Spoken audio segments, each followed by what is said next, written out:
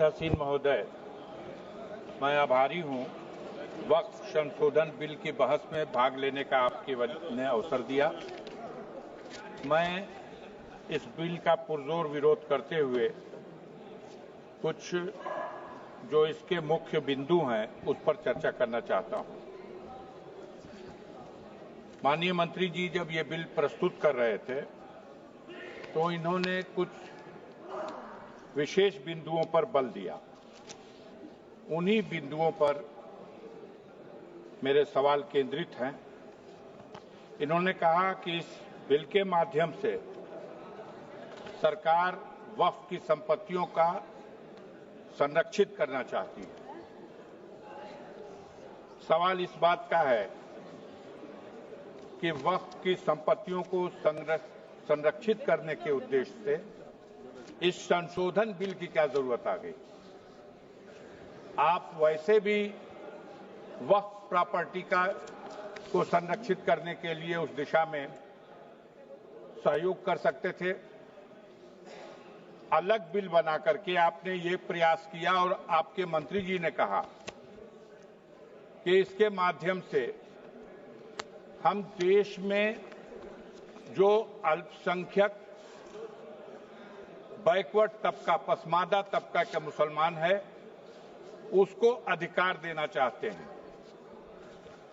उसको इस प्रॉपर्टी का लाभ देना चाहते हैं।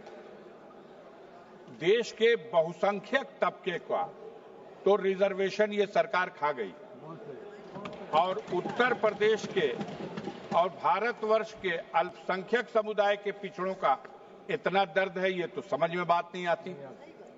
इन्होंने ये भी कहा कि इस बिल के माध्यम से हम अल्पसंख्यक महिलाओं के कल्याण की योजनाएं लाएंगे, उनका कल्याण करेंगे, उनकी सहभागिता इसमें होगी।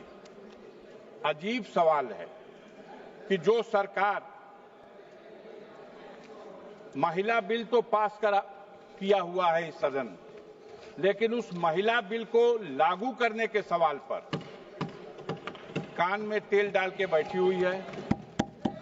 सदन के मुखिया अपने परिवार का संरक्षण तो कर नहीं सके, उसको तो न्याय दे नहीं सके, उसको तो अधिकार दे नहीं सके, और अल्पसंख्यक महिलाओं को वो अधिकार देने की बात करते हैं।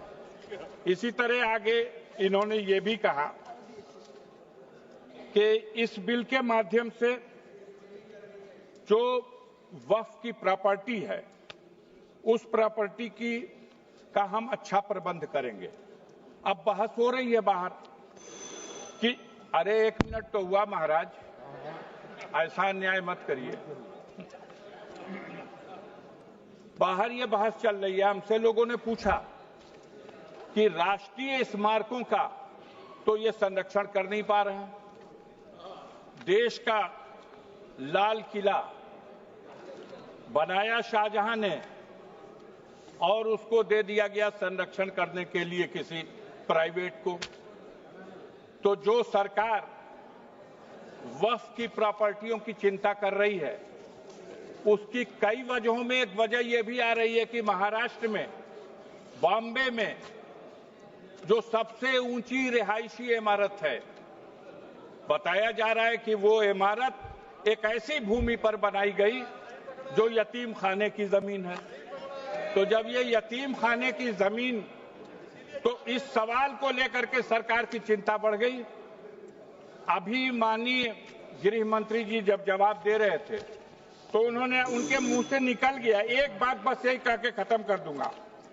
उन्होंने कहा कि वक्फ की प्रॉपर्टियों पर जो मस्जिद और ईदगाहें हैं, कब्रिस्तानें हैं, इसको नहीं छुएंगे, लेकिन जो रिक्त जमीनें हैं विवाद रहित कर करके उन प्रॉपर्टी को बेचेंगे और उससे गरीब महिलाओं को और पिछड़े मुसलमानों को लाभ पहुंचाएंगे। धन्यवाद महोदय। ये कौन बेचेगा? माननीय सदस्य श्री अमरिंदर सिंह ये तो वही नीति आ गई जो लोग कहते आए हैं सिंह जी कि बेचने और खरीदने का ही